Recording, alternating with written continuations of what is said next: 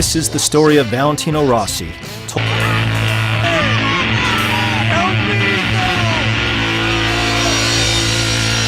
They carry a nation's hopes on their back. We call them greats, legends, and perhaps even the greatest. They enthrall us with some of the best.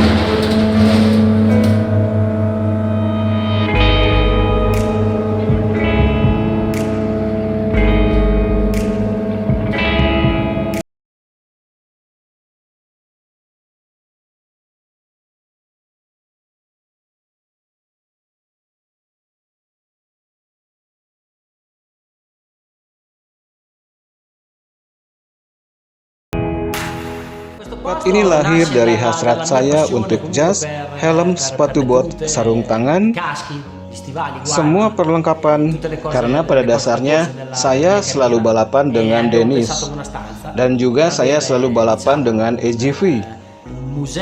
Sejak tahun pertama saya mulai mengendarai sepeda motor besar pada tahun 1993, melalui persahabatan ayah Graziano dan Aldo Drudi dan Lino Dennis, dan saya selalu balapan dengan Dennis. Jadi ya tentunya saya mengambil langkah pertama saya dengan Dennis, merek yang dulu dan masih menjadi nomor satu. Mereka adalah pakaian terbaik dari semua pakaian balap.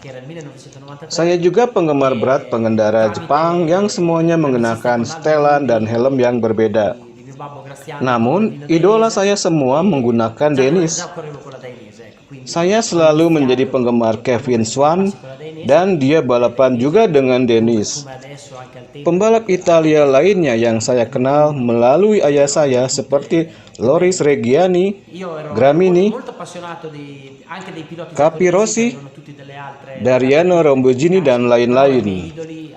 Mereka semua memakai Dennis.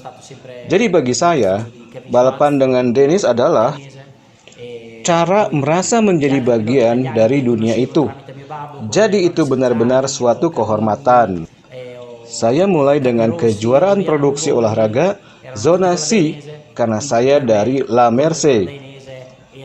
Jadi ketika saya akan pergi balapan di Veneto, Bari atau Meggione, dan saya akan tiba dengan setelan Dennis, yang lain akan melihat saya seolah-olah saya adalah alien. Saya adalah putra Graziano, seorang mantan pembalap. Jadi saya memiliki sedikit keuntungan ini.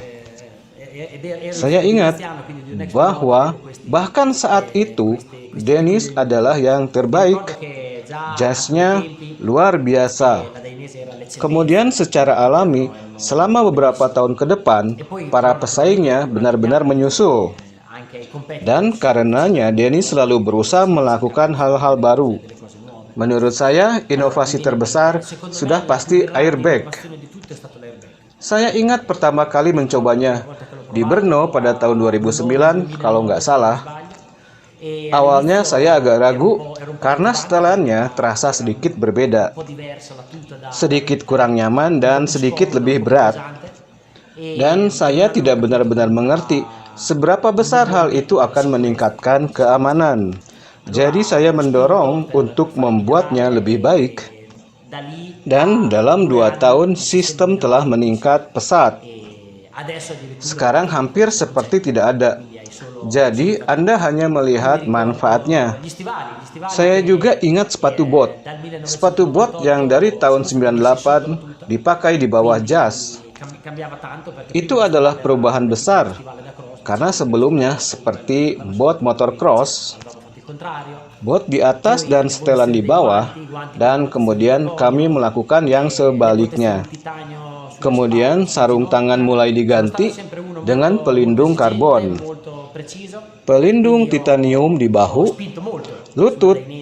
Saya selalu sangat menuntut, sangat pilih-pilih. Jadi saya benar-benar mendorong Dennis untuk membuatnya lebih baik. Jadi ada sedikit dari saya di dalamnya. Tempat ini lahir dari hasrat saya untuk jas, helm pertama, lalu jas, sepatu bot, sarung tangan, semua perlengkapan balap dari karir saya. Selama bertahun-tahun, saya selalu berusaha untuk menyimpannya sebanyak yang saya bisa. Kemudian sekitar tahun 2006, ruangan mulai menjadi masalah karena semuanya benar-benar mulai menumpuk. Dan karena begitu banyak barang, bukan hanya perlengkapan balap, tapi juga piala, kenang-kenangan, topi podium, hadiah, dan lain-lain. Dan kami datang dengan sebuah ruangan, memilih tempat ini yang dulunya adalah bengkel. Secara bertahap, kami memikirkan bagaimana kami dapat menyimpan semuanya dengan rapih untuk membuat semacam museum rahasia. Hanya tempat yang benar-benar untuk menyimpan semua hal yang tidak terlupakan ini dan momen tak terlupakan dari karir saya. Semua setelan khusus ini, setelan unik seperti setelan Mugello, jas Honda 500, khusus kembang sepatu warna biru putih, kita lihat saja nanti. Saya sangat menyukai setelan dari Suzuka 8 jam, Castrol dari tahun pertama, dan kabin dari tahun kedua, 2001. Saya sangat menyukai setelan Yamaha yang pertama, Glossis biru dan kuning, dan kemudian helm unik. Anda dulu bertarung di akhir tahun untuk tidak mengembalikan jas itu kepada Lino. Karena di Dennis ada ruangan besar, juga museum yang besar, dari semua perlengkapan pengendara. Dan Lino juga menginginkan milikku, tapi aku tidak ingin memberikan padanya. Jadi dia marah dan berkata kepada saya, "Tapi kenapa kamu tidak mau memberikan jas itu? Itu milikku. Apa yang akan kamu lakukan dengan mereka?" Mungkin dia pikir saya ingin menjualnya atau apalah. Jadi ketika kami menyelesaikan bagian pertama dari tampilan, saya mengambil foto dan berkata kepadanya, "Lihat, Lino, ini dia." Dan dia menjawab, disitulah semua pakaian saya." Tetapi dia juga menambahkan, "Saya senang mereka ada di sana, bahwa mereka baik-baik saja. Semuanya dikontrol sepenuhnya di sini, di musim dingin, hangat, di musim panas, sejuk."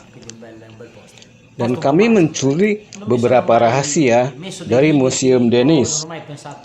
Jadi saya tidak bisa membuka pintunya untuk siapapun kecuali Anda.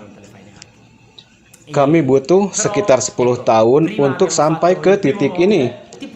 10 tahun bekerja, tentu saja ketika kami punya waktu, tidak setiap hari, tetapi kami butuh beberapa saat. Tapi yang paling saya suka adalah membawa teman-teman saya ke sini dan pebalap akademi lainnya.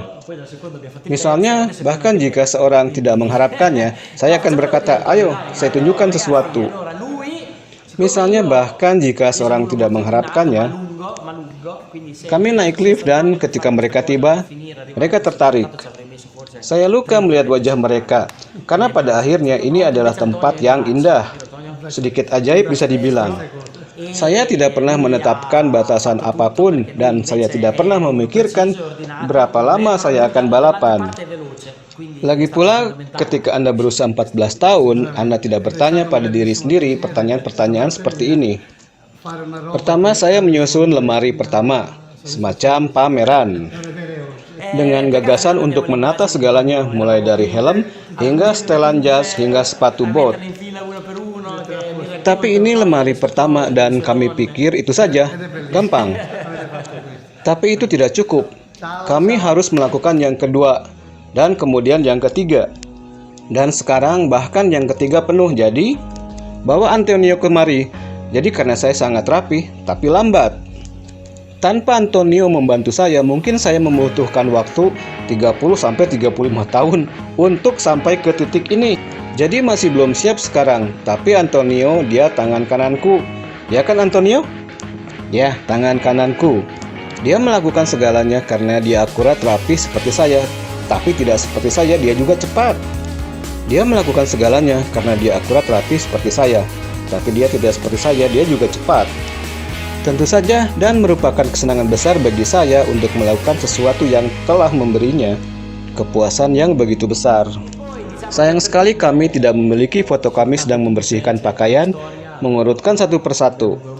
Katakan selamat tinggal, sampai jumpa. This is the story of Valentino Rossi.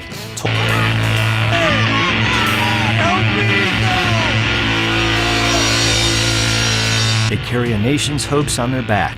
We call them greats, legends, and perhaps even the greatest. They enthrall us with some of the best.